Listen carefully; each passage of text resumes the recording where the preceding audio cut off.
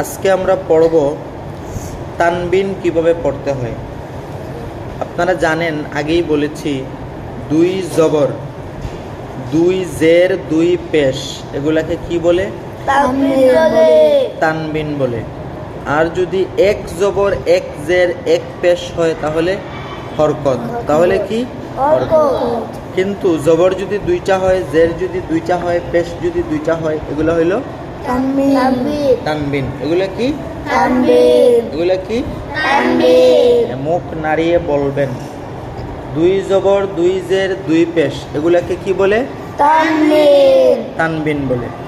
হ্যাঁ, তাহলে ধরেন আজকে আমরা তানবিন পড়ি। দেখেন আলিফ আছে, হ্যাঁ, উপরে দুই জবর আছে, তাই না?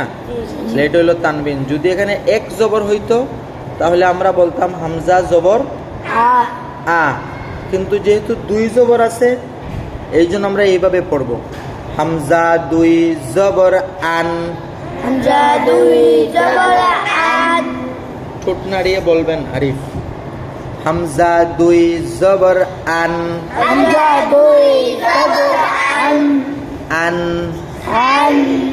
আন হামজা দুই জবর আন। হামজা বলার সময় হামজাতে ধরবেন, দুই জবর বলার সময় দুই জবরে ধরবেন, নিচে ধরে উচ্চারণ করবেন। হামজা দুই জবর আন। হামজা দুই জবর আন। আতকিয়া আয়মান, তুমি পড়তেছো না? হামজা দুই জবর আন। এরপরে দেখেন, এটা তো সহজটা গেল। এরপরে দেখেন বা দুই জবর, তাই না? কিন্তু সাথে একটা আলিফ আছে, সাথে একটা কি আছে? এই আলিফটা সহ পড়তে হবে। বা আলিফ দুই জবর বান। খেয়াল করে পড়বেন। বা আলিফ দুই জবর বান। বা আলিফ দুই জবর বান। বা আলিফ দুই জবর বান। জান্নাতে বলে নাই বা আলিফ দুই জবর বান। তা আলিফ দুই জবর তান। তা আলিফ দুই জবর তান।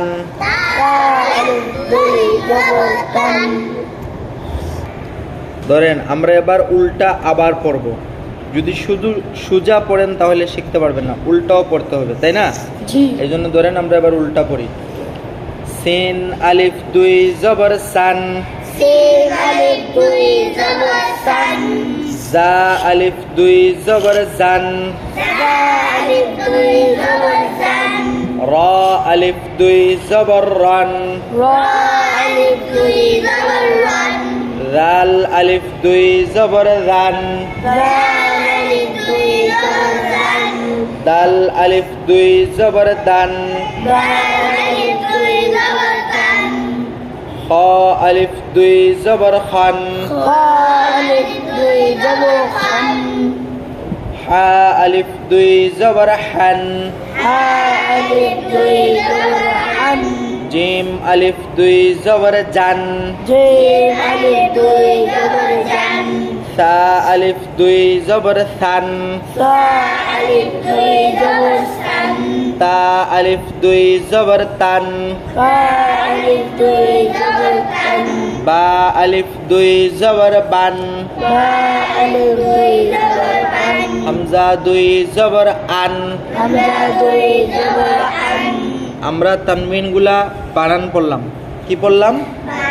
বানান। সোজা একবার পড়লাম 2 লাইন, আবার উল্টা একবার। কিন্তু আমরা এইভাবে অন্তত 50 বার পড়া লাগবে। সোজা একবার, উল্টা আর একবার।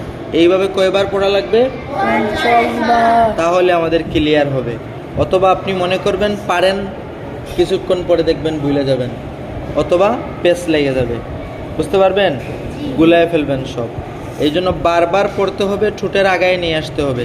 দেখলেই যাতে বলতে পারেন এটা সা আলিফ দুই জবর সান, এটা জা আলিফ দুই জবর জান। ঠিক আছে? এইভাবে তারপরে কি করতে হবে? আওয়াজ দিয়ে পড়তে হবে।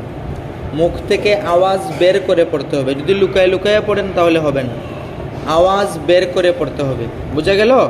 জি।